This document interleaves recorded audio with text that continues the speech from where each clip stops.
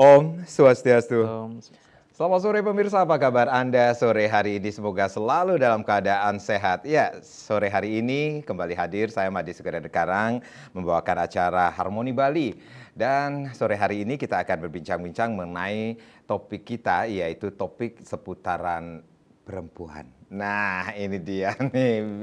Pemirsa, kalau kita berbicara tentang seorang wanita, ini wanita biasanya kedatangan tamu nih. Tamunya setiap bulan nih mengunjungi perempuan, sang perempuan tentunya. Nah, tamu apa itu? Nanti kita akan bahas ya, karena hari ini kita sudah menghadirkan seorang dokter yang akan memberikan informasi, edukasi bagaimana tamu itu berbahaya nggak sih tamu itu atau memang lumrah bagi seorang wanita. Ada Dr. Cokorda Gede Astawa Pemayun M. Biomed SPOG, dokter spesialis obstetri dan ginekologi atau spesialis kandungan atau yang akrab dipanggil Dr. Cok D. Om Swastiastu, Dr. Om Cok D. Swastiastu. Apa kabarnya dokter?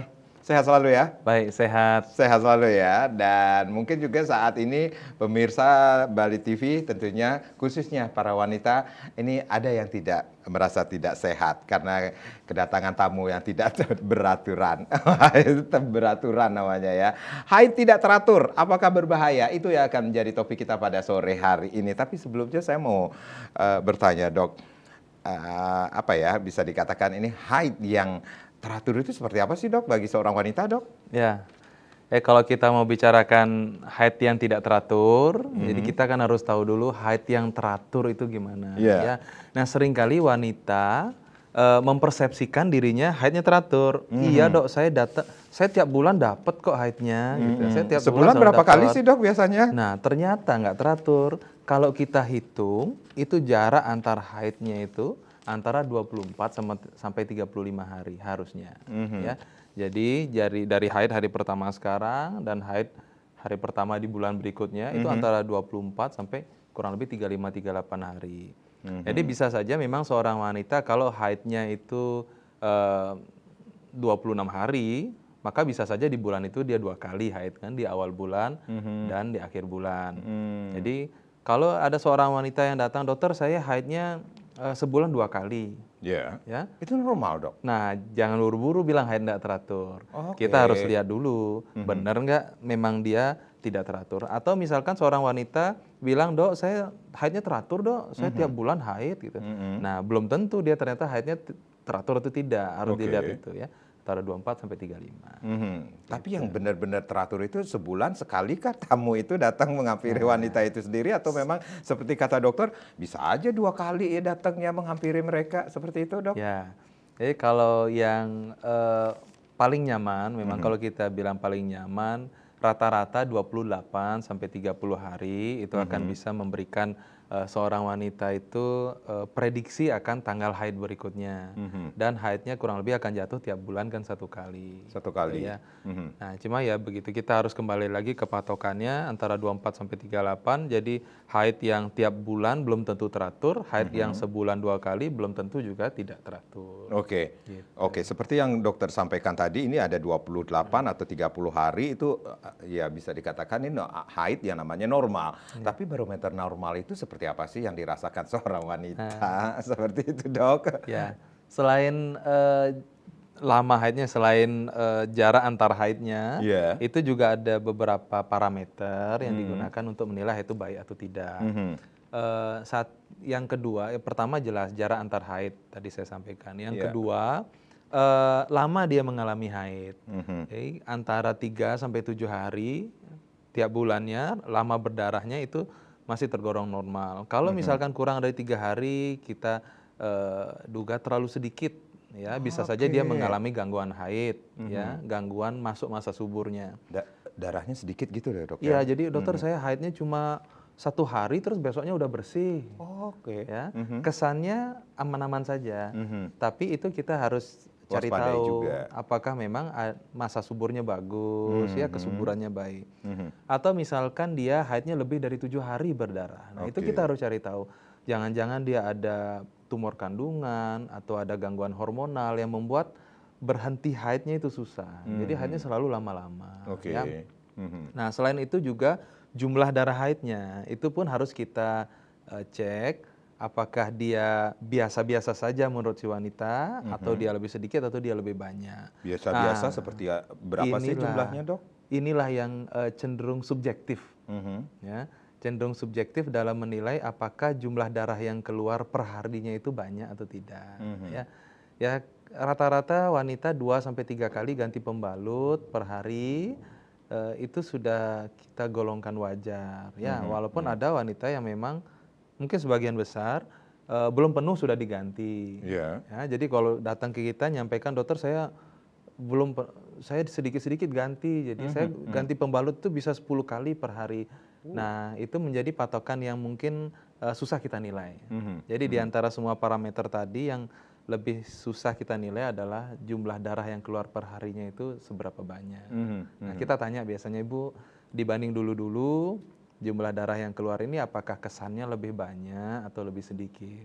Ya, jadi secara subjektif boleh kita gunakan begitu. Oke, ada parameter lainnya lagi, Dok, di Iya, antara jarak, kemudian lama haidnya itu, kemudian jumlah darah haid itu sendiri, Dok? ada. Nah, di luar itu juga ada keluhan-keluhan yang menyertai haid, ya. Lalu apakah di antara haid ada berdarah lagi atau enggak? Ya, misalkan di bulan ini saya haid tanggal 1 sampai tanggal 5, Dok. Bulan lalu saya haid tanggal 2 sampai tanggal 6. Tapi di tanggal 15-nya saya ngeflek. Atau di tanggal 20-nya saya keluar bercak darah juga, Dok, selama 3 hari. Nah, itu juga harus disampaikan ke dokternya. Jadi jangan hanya hari haid yang derasnya saja, Oke. tapi juga kalau ada keluhan-keluhan itu harus disampaikan. Gitu. Itu sajakah yang menjadi parameter seorang wanita yang mengalami haid yang bisa dikategorikan normal itu sendiri? Kita harus melihat jaraknya, lamanya, jumlah darah haidnya sendiri, kemudian keluhan-keluhan yang dialami, seperti itu, Dok? Ya, itu menjadi kriteria utama kita untuk mengarahkan ini sebenarnya pasien yang memerlukan pemeriksaan tambahan. Ya. Apakah pasien memerlukan terapi, itu utamanya. Di luar itu ketika kita lakukan pemeriksaan, nah baru akan kelihatan apa saja lagi parameter lain yang akan kita cari. Tapi Oke. itu lebih ke klinisi yang punya. Ini berbicara tentang usia, ini usia mempengaruhi nggak sih, Dok, dengan parameter yang dokter sampaikan tadi? Apakah mereka masih muda, kemudian sudah masuk ke kategori remaja, dewasa, seperti itu, Dok? Ya, betul. Ini pertanyaan yang sangat-sangat penting sebenarnya, karena seringkali seorang wanita tidak tahu bahwa kapan sih sebenarnya seorang wanita tuh harus haidnya teratur, ya. Nah, contoh kalau seorang wanita baru saja mengalami haid, ketika dia pertama kali haid, Ya. akan ada periode beberapa tahun yang dia haidnya masih belum teratur. Nah, ini adalah proses pematangan kesuburan seorang wanita. Dari yang dia masa kanak-kanak menuju nanti masa siap bereproduksi. Ya. Jadi ada masa penyesuaian dan pematangan diri. Ini masih tidak teratur. Gitu. Atau nanti ketika seorang wanita mencapai menuju masa menopause. Ya. Menjelang masa menopause, maka haidnya akan mulai tidak teratur lagi. Oke. Cenderung memanjang kah, atau cenderung ada keluhan. Itu menandai mulai berakhirnya masa kesuburan seorang wanita. Baik, Dokter Code, nanti kita akan lanjutkan lagi bagaimana haid tidak teratur, apakah berbahaya, dan pemirsa di sesi berikutnya kami juga akan memberikan kesempatan Anda untuk berinteraksi di 0361 894 8400 dan juga 0361 894 8401 untuk bertanya lebih banyak lagi seputaran topik kita pada hari ini bersama Dokter Code tentunya. Tapi tentunya setelah yang berikut ini.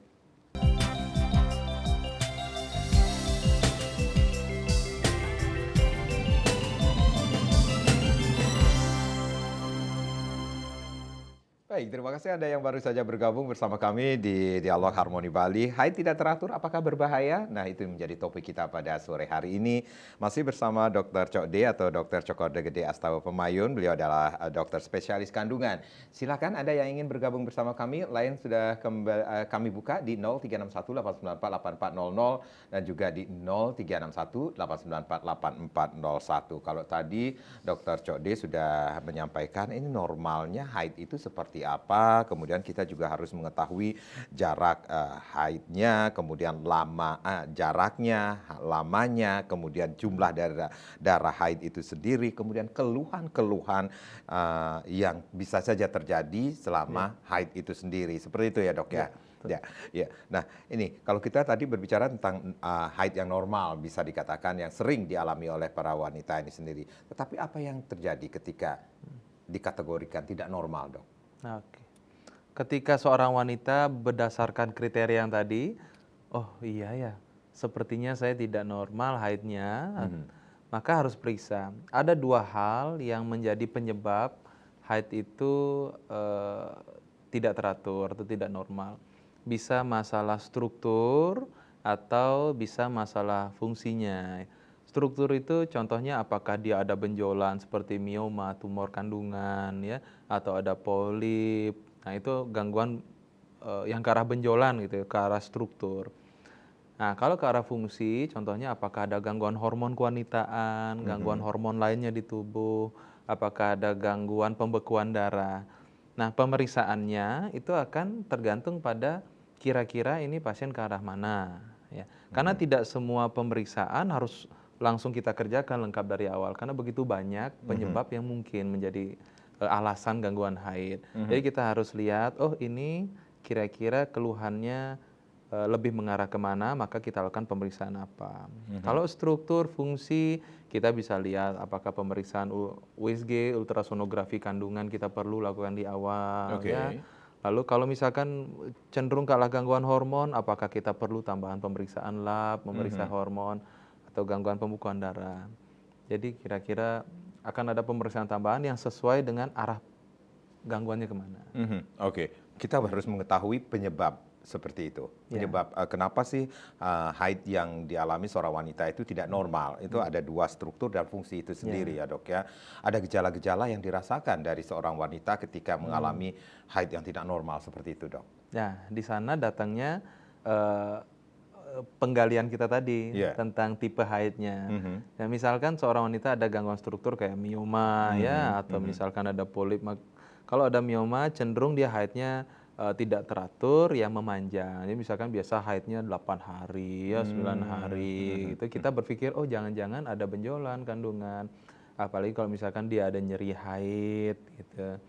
Terus apalagi kalau perutnya dibilang ada membesar, itu kita mengarah ke sana. Misalkan pasiennya bilang, "Ya dok, saya dari dulu memang haidnya tidak pernah teratur. Lalu misalkan saya gampang jerawatan, ya, saya juga banyak tumbuh rambut-rambut di tangan dan kaki yang tebal-tebal seperti pria." Nah, itu kita berpikir, oh jangan-jangan ini gangguan hormon, apakah ada ketidakseimbangan. Atau misalkan, oh dokter saya juga gampang sekali gusi berdarah, gampang sekali mimisan ya. Atau jangan-jangan ini haidnya terganggu karena gangguan pembekuan darah. Ya. Nah, jadi kita harus benar-benar mengkaji dari kriteria yang tadi. Hanya dengan bertanya itu kita punya gambaran, oh ini kira-kira ke mana, pemeriksaan apa yang harus kami sarankan gitu. Jadi ada penyebabnya juga yang menyebabkan seseorang atau seorang wanita itu mengalami gangguan haid seperti itu, Dok. Dok, berbicara tentang gangguan haid seperti yang dokter sampaikan, baik struktur atau fungsi, ini ada hubungannya nggak sih dengan garis keturunan sih, Dok? Seorang wanita biasa misalnya ibunya dulu mengalami gangguan, apakah anaknya juga akan mengalami hal yang serupa seperti itu, Dok? Nah, seringkali kita melihat kecenderungan ya di dalam keturunan, dokter dulu ibu saya ada miom, terus kakak saya juga punya ada miom gitu. Apakah saya nantinya akan mengalami gangguan yang sama? Atau dulu ibu ada kista. Nah, memang melihat potensi keturunan menjadi penyebab ini bukan memang penyakit keturunan. Bukan Ya, penyakit jadi keturunan. sebagian besar itu bukan penyakit keturunan kecuali ada hal-hal tertentu seperti gangguan hormon tertentu atau gangguan pembekuan darah tertentu itu memang bisa secara genetik ya, muncul ya. Nah, tapi di luar itu mungkin lifestyle yang diturunkan dalam satu keluarga. Misalkan di keluarga itu memang cenderung punya pola diet yang tinggi lemak, cenderung punya pola aktivitas yang kurang aktivitas ya. Jadi akan menjadi lebih mudah mengalami penyakit tertentu yang kesannya seperti keturunan berbarengan ya. Walaupun memang ada juga garis-garis keluarga tertentu yang lebih mudah mengalami penyakit-penyakit tertentu. Itu yang menyebabkan kok sering sekali kita melihat suatu pola keluarganya juga ada, itu juga ada. Ya. Walaupun mungkin ibunya mengalami hal tersebut, tetapi pola hidupnya lebih sehat, bisa saja dia Bisa saja tidak. tidak terjadi hal Ya. tersebut, seperti itu dok? Ya, jadi kalau kita ngomong penyakit keturunan, itu memang secara genetik diturunkan dan memang akan dia memunculkan sifat itu di bawah-bawahnya bila memang dia punya potensi itu. Tapi yang seperti ini tidak selalu gitu. Jadi tidak semuanya. Jadi lifestyle juga bisa menyebabkan seorang wanita itu bisa mengalami hal tersebut dok? Betul. Justru sekarang kecenderungan yang kita lihat sebagian besar itu peran lifestyle sangat sekali berpengaruh. Nah, contohnya Persentasenya lebih besar seperti itu? ya, Oke. karena mungkin perubahan pola sosial kita, ya, Iya. aktivitas lingkungan dan apa yang tersedia di sekitar kita itu membuat kita cenderung mengalami pola hidup yang tidak baik. Apa itu yang tidak baik? Contoh, misalkan aktivitas yang fisik yang kurang, ya, istilahnya sedentary lifestyle. Jadi kita cenderung duduk, diam, kurang aktivitas, beraktivitas hanya di depan layar, tidak keluar. Nah itu. Kurang gerak seperti Kurang itu gerak ya? lah Oke. gampangnya ya. Lalu yang kedua pola makan yang kurang, yang rendah vitamin, rendah serat ya, tinggi lemak, gitu. Apalagi misalkan kita terpapar lemak jenuh ya terlalu sering. Lalu bahan-bahan yang banyak memiliki pengawet ya, Oke. itu juga bisa. Kita terpapar alkohol, rokok. Nah itu hal-hal yang mulai banyaklah kita lihat dampaknya sekarang. Gitu. Oke, walaupun seorang wanita sudah bisa dikatakan dengan apa yang dokter sampaikan ini sendiri dengan lifestyle-nya yang bagus, yang baik, tetapi tidak memiliki garis keturunan, bukan berarti mereka juga tidak akan bisa terkena Iya. gangguan haid ini sendiri, dok? Betul. Karena di luar itu pun ada juga faktor-faktor seperti stres psikis ya. Oke. Stres psikis, lalu beban kerja ya sebagainya itu juga bisa membuat gangguan pada hormon seorang wanita. Stres juga bisa mengakibatkan. Betul. Jadi hormon stres ketika dia mengalami tekanan ya, stres jangka panjang itu bisa mengganggu keseimbangan hormon wanita. Akhirnya ujungnya haidnya tidak teratur. Gitu. Jadi begitu banyak faktornya gitu ya yang ujung-ujungnya adalah menyebabkan haidnya tidak teratur. Ini yang perlu diwaspadai seorang wanita ketika hal-hal tersebut terjadi ketika haid itu datang. Seperti itu, dok? Ya. Akan lebih baik bila seorang wanita ketika masuk usia suburnya dan sudah mulai merencanakan akan menikah ya, memiliki anak. Oke. Jadi sudah mulai peduli dengan pola haidnya akan jauh membantu. Membantu si wanita, sang wanita untuk lebih waspada kapan harus periksa. Ya. Dan kemudian membantu juga dokternya. Jadi ketika misalkan dia akhirnya memutuskan mau periksa ke dokternya, dokternya bisa lebih dengan mudah menilai, oh ini sebenarnya gangguan haidnya sudah dari kapan, ya polanya bagaimana.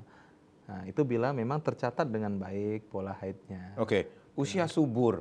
Apa yang dimaksud dengan usia subur, dok? Ya, usia Saat subur. ini.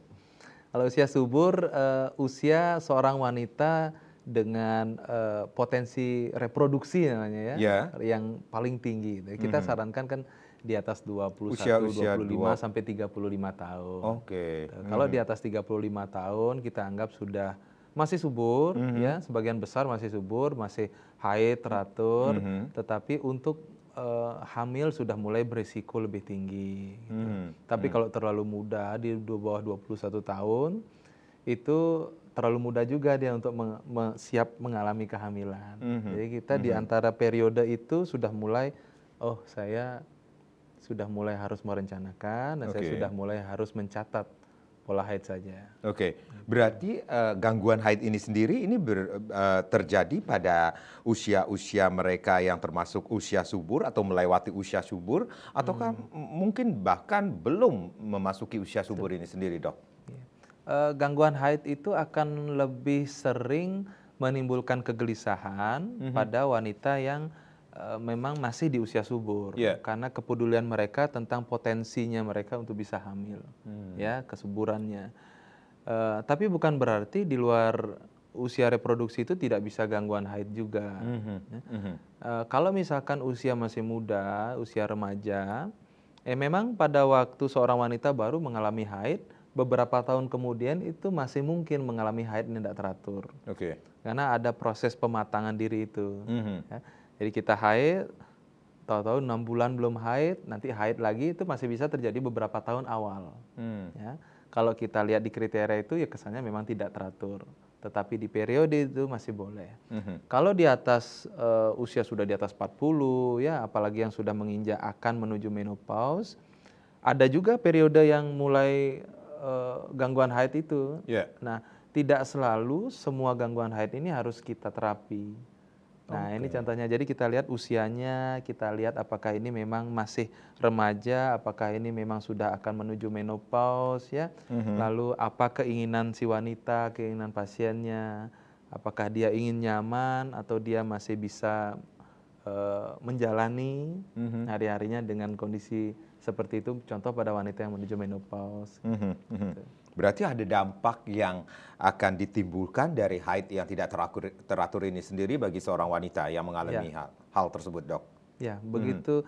Haid itu hal yang rutin ya tiap bulan Tiap seperti bulan tadi ya. disampaikan ya, Iya, tamu ada yang tamu bulanan itu. tamu yang setiap bulan datang seperti itu ya, Dok ya. Rasanya kayak sudah wajar aja memang ada ya, tapi ternyata dampaknya ke psikisnya dan ke sosialnya itu banyak.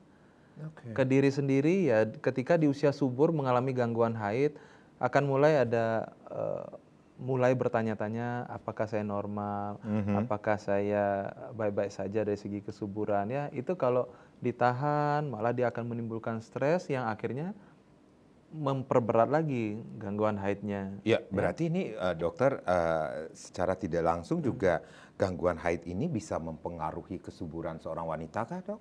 Ya, betul. Gangguan haid itu cenderung menjadi tanda apakah seorang wanita akan cenderung mengalami gangguan kesuburan atau enggak.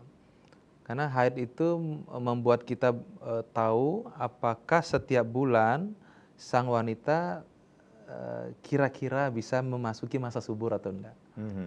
Jadi masa subur itu kapan? Antara sekarang haid depannya pertengahan siklus. Nah, ketika seorang wanita haidnya tidak teratur, maka perkiraan masa suburnya itu sering susah kita tentukan. Nah, di sanalah muncul permasalahan kesuburan. Menentukan kapan masa subur, atau bisa jadi karena gangguan hormon, maka masa suburnya tidak tercapai, sehingga haidnya menjadi mundur.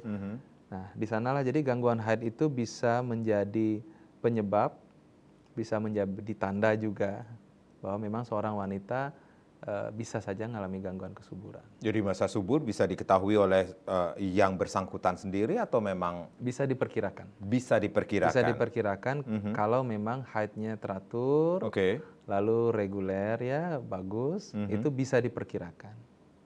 Gitu. Jadi yang menarik di sini adalah dampak yang bisa ditimbulkan ketika haid yang tidak teratur itu baik dari psikis maupun sosial seperti itu yang akan ditanggung oleh seorang wanita tersebut, Dok. Ya.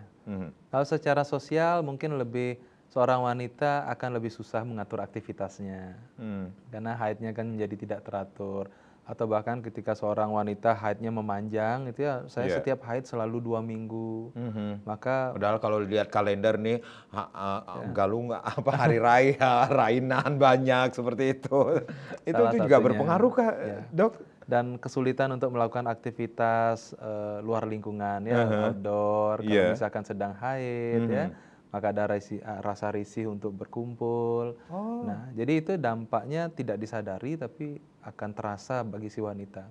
Atau misalkan haidnya ada keluhan tambahan seperti nyeri haid terutama ya, maka dia akan sangat tersiksa setiap kali dia mengalami haid. Nyeri haid. Jadi setiap wanita ini bisa saja mengalami nyeri haid itu sendiri. Bisa. Ya, jadi kalau ngomongkan haid banyak ya, ini baru ngomongkan haid tidak teratur.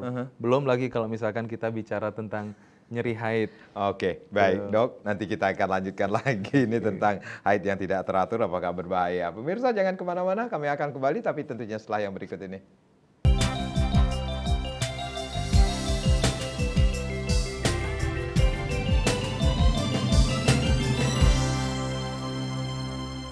Baik, haid tidak teratur apakah berbahaya? Masih menjadi topik kita di Harmoni Bali, masih bersama Dr.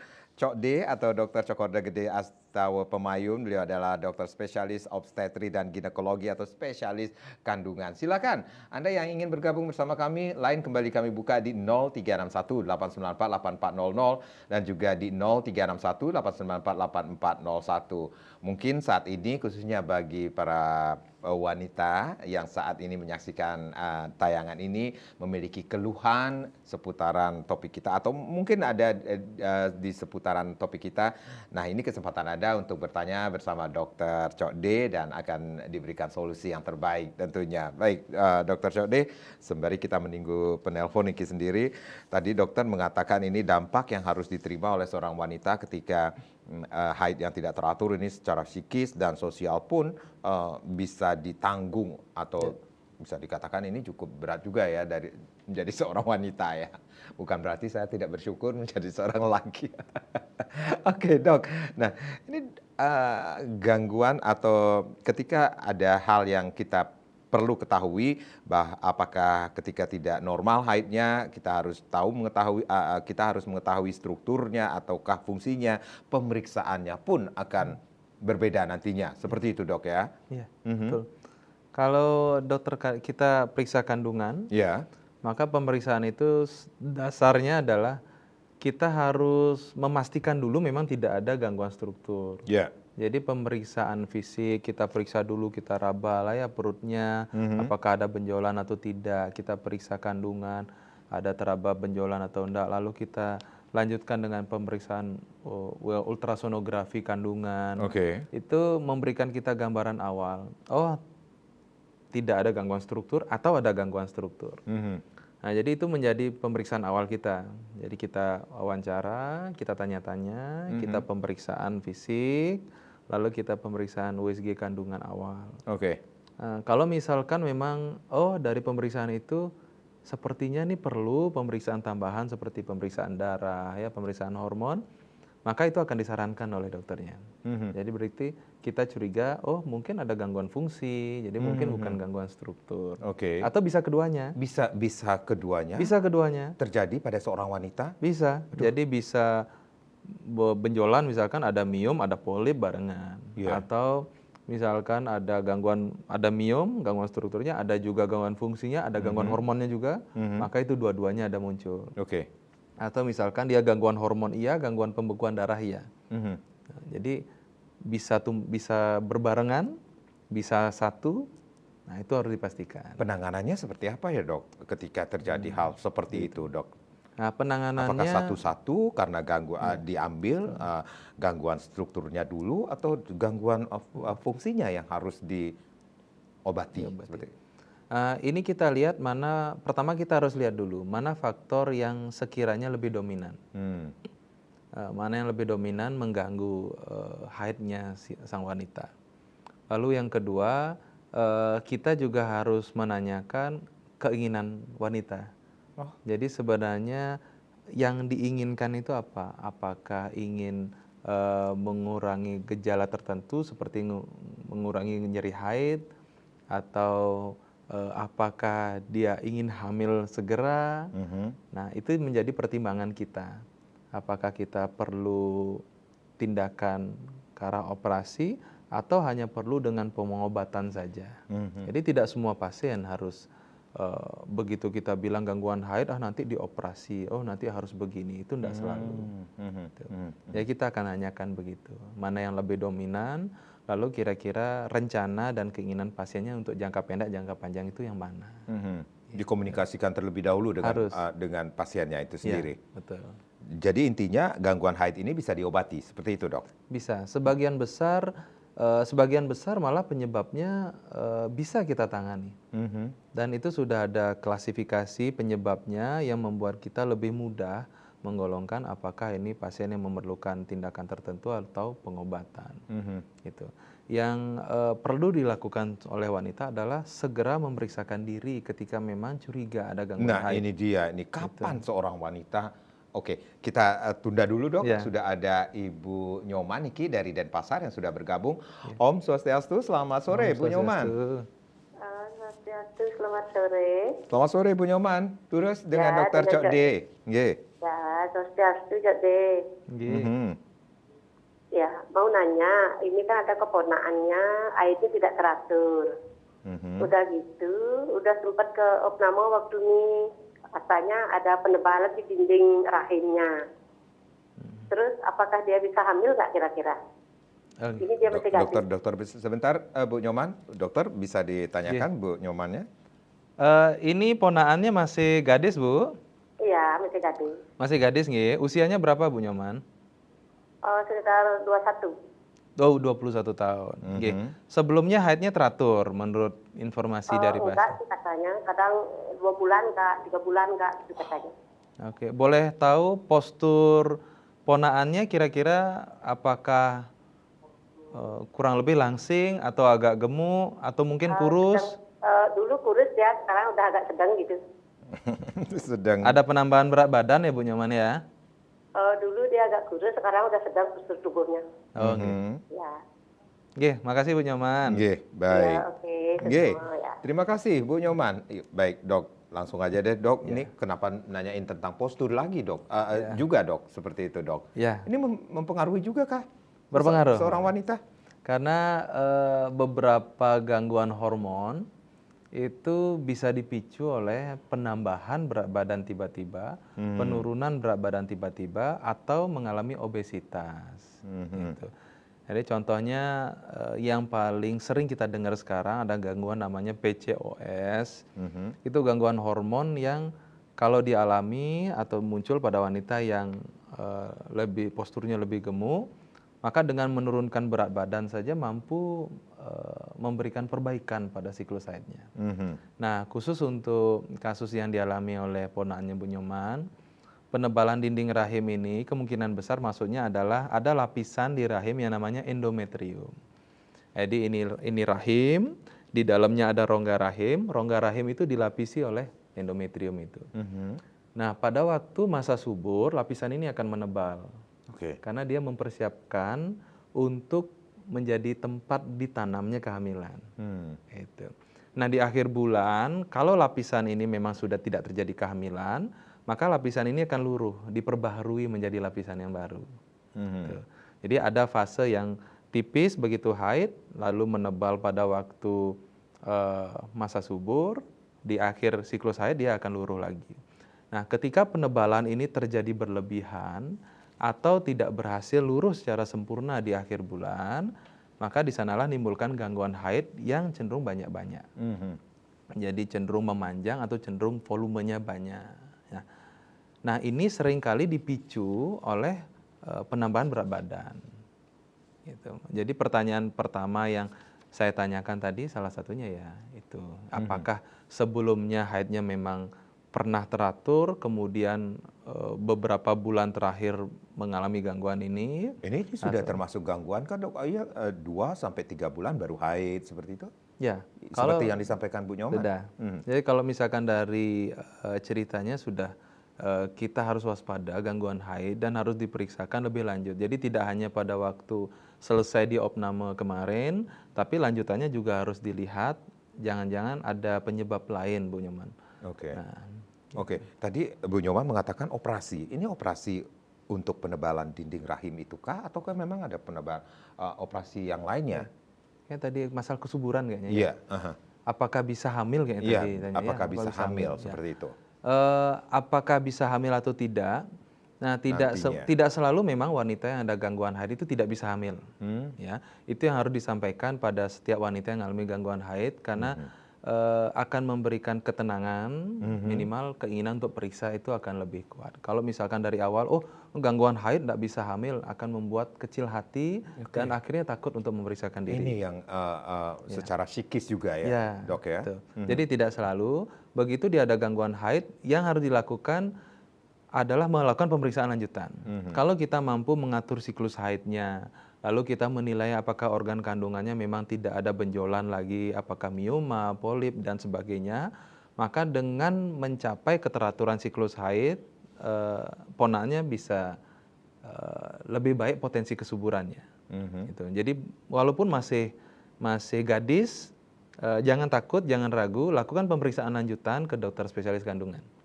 Oke, dokter tadi sempat mengatakan BCOS itu sendiri itu bisa terjadi pada wanita Ya, yang dengan gangguan haid itu sendiri? ya. Mhm. PCOS itu mungkin sekarang cukup populer kita dengar Iya. ya, apalagi di media sosial ya, dari obrolan itu gangguan haid yang karakternya haidnya cenderung jarang-jarang.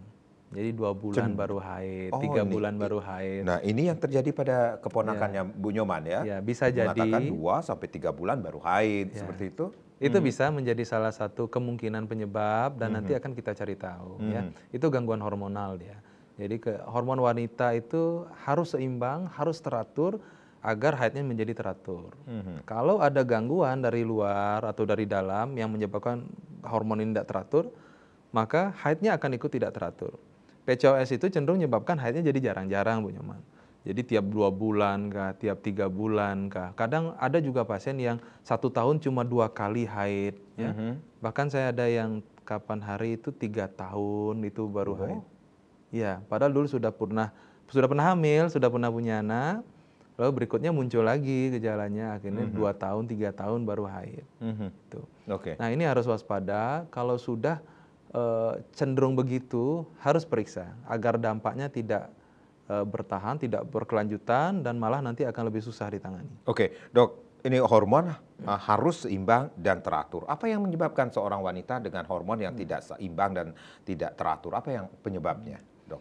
Kalau memang sang wanita tidak punya gangguan bawaan tertentu, gitu ya, maka setiap wanita itu harus menjalani pola hidup yang sehat. Pola hidup yang sehat itu adalah aktivitas fisik mencakup olahraga yang rutin seminggu 2-3 kali. Harus bergerak seperti itu. Harus yang bergerak. Tadi. Oke. Karena olahraga akan mampu menurunkan tingkat stres seorang wanita, ya. Lalu juga akan memperbaiki metabolisme tubuh, menjaga postur agar tidak mengalami obesitas. Bagi mereka yang lebih kurus, kalau olahraga akan memicu pembentukan massa otot, jadi akan lebih bagus, ya. Lalu pola makan juga harus baik, harus tinggi vitamin, tinggi serat, rendah lemak. Itu akan membantu memperbaiki status hormonnya.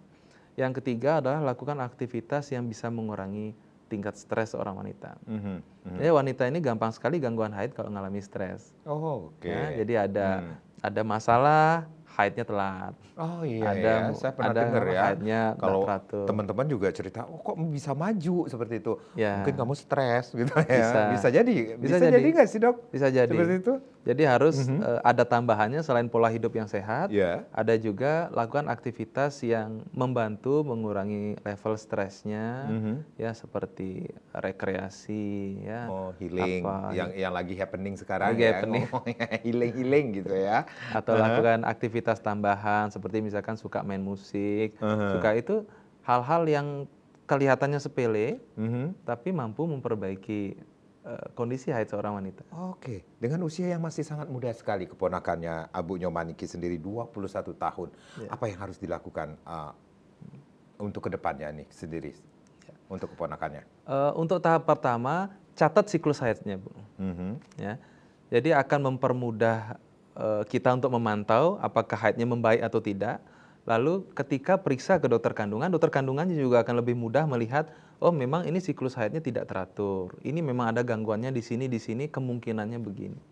Jadi tahap pertamanya Bu, minta ponakan untuk mulai mencatat siklus haidnya. Oke, itu yang harus dilakukan ya. Baik, Dokter Cokde, kita rehat kembali. Nanti kita akan lanjutkan lagi. Ini pertanyaan saya juga masih menggantung nih nanti ya di sesi berikutnya. Pemirsa jangan kemana-mana. Kami masih menunggu Anda di 0361894800 dan juga di 0361894801 sesaat lagi.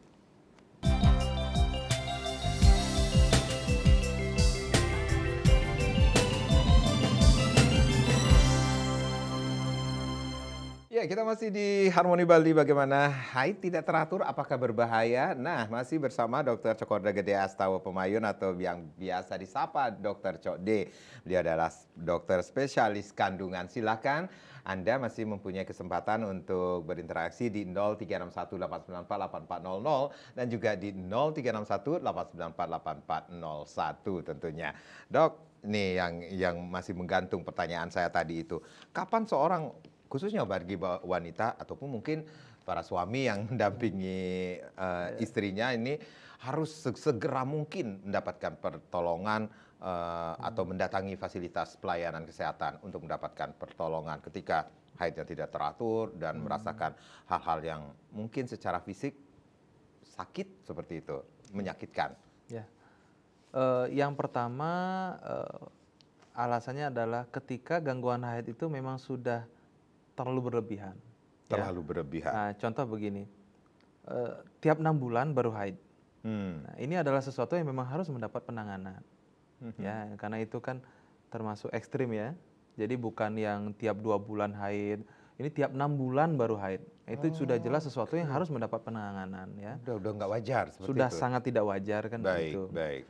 Nah, itu yang pertama. Atau misalkan haidnya itu setiap kali haid dia tidak bisa keluar dari kamar karena saking sakitnya. Atau misalkan setiap kali haid dia berdarahnya banyak-banyak 10 hari sampai lemes. Nah, hal-hal yang sampai pingsan bisa nggak sih? Dok? ada yang begitu. Ada seorang wanita yang mengalami hal tersebut. Bahkan bisa sampai anemia karena perdarahannya begitu teratur rutin tiap bulan, banyak-banyak, maka suatu saat dia akan mengalami anemia. Ya, kalau memang ada gejala-gejala, gangguan-gangguan yang sangat-sangat di luar kewajaran seperti itu harus diperiksakan. Jangan ditunda. Akan lebih susah kita tangani ketika sudah berlangsung dengan lama. Ya. Lalu yang kedua, nah kalau misalkan enggak dok, istri saya atau saya masih baik-baik aja sih walaupun haid saya udah saya enggak teratur tapi saya baik-baik aja gitu, enggak apa-apa. Nah, maka ini kita kembalikan lagi ke bagaimana keinginan seorang wanita. Ya. Keluhan yang muncul dari haid tidak teratur itu kan satu ketidaknyamanan karena haidnya tidak teratur. Baik. Ya. Saya tidak nyaman dok, haidnya tiap 3 bulan, 2 bulan, saya tidak bisa memprediksi kapan saya akan haid. Sehingga saya tidak bisa membuat rencana. Itu. Jadi ketidaknyamanan karena ketidakteraturannya. Lalu yang kedua, ketika muncul masalah tambahan. Baik. Contoh, saya haidnya tidak teratur, lalu saya juga jerawatan, ya, lalu saya juga secara penampilan sekarang tambah gemuk dan sebagainya, ya. Itu. Jadi keluhan utamanya dia bisa saja haidnya tidak teratur, bukan itu. Tapi malah keluhan tambahan ini yang menjadi keluhan dia datang ke kita. Ya. Atau yang ketiga, ketika seorang wanita mulai khawatir tentang potensi kesuburannya. Ya, misalkan seorang wanita sudah menikah, haidnya tidak teratur, mulai memikirkan rencana untuk hamil, maka periksakan diri. Kita harus cari tahu memang apakah ini sesuatu yang ditangani segera atau bisa dengan hal-hal tanpa obat seperti memperbaiki pola hidup. Jadi tahu lebih awal, kita bisa perbaiki lebih awal. Jadi ini, yang pertama ketika ada gejala yang memang sangat di luar kewajaran, harus segera periksa, jangan ditunda. Atau yang kedua, ketika ada hal-hal itu, mana yang menjadi keinginan si wanita itu menjadi alasan untuk periksa. Ketika gejala-gejala tersebut sudah muncul, kemudian tetapi seorang wanita mengabaikan hal-hal tersebut, ini apakah akan berdampak sekali lagi ini berdampak buruk nggak sih bagi kesehatan sang wanita itu sendiri atau pasien itu sendiri, termasuk juga terhadap kesuburannya itu sendiri, dok? Ya. Jika tidak segera ditangani. Ya, beberapa kondisi itu cenderung sifatnya progresif. Artinya apa?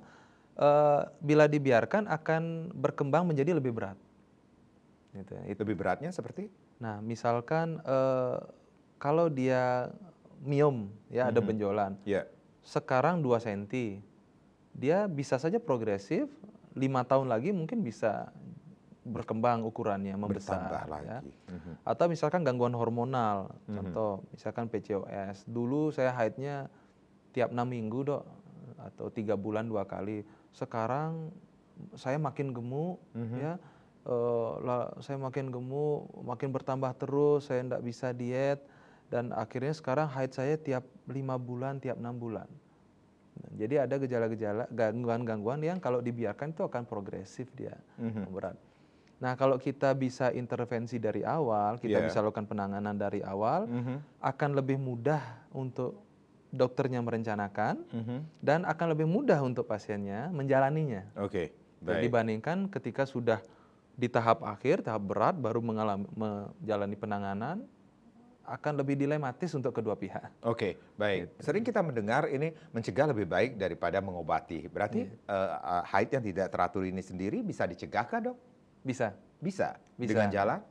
Seperti yang tadi, ada memperbaiki pola hidup, ya, pola aktivitas, pola makan, lalu mengatur ulang apakah kita memang cenderung di lingkungan yang tinggi stres, ya, sehingga kita harus alihkan stres itu ke hal yang lain untuk memperbaiki status hormon gitu. Itu bisa mencegah dan bahkan memperbaiki beberapa keluhan tanpa harus mengalami pengobatan.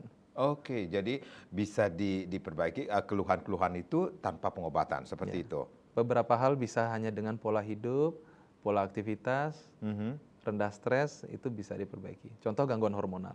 Contohnya gangguan hormonal juga bisa seperti itu. Dok, sekali lagi ini usia ini mempengaruhi nggak sih, Dok? Seperti gangguan-gangguan yang bisa saja terjadi pada seorang wanita dengan gangguan haid ini sendiri, Dok? Ya. Kalau wanita sudah mencapai usia premenopause, itu memang secara alami ya. Jadi bukan gangguan, tapi secara alami secara alami haidnya akan mulai tidak teratur.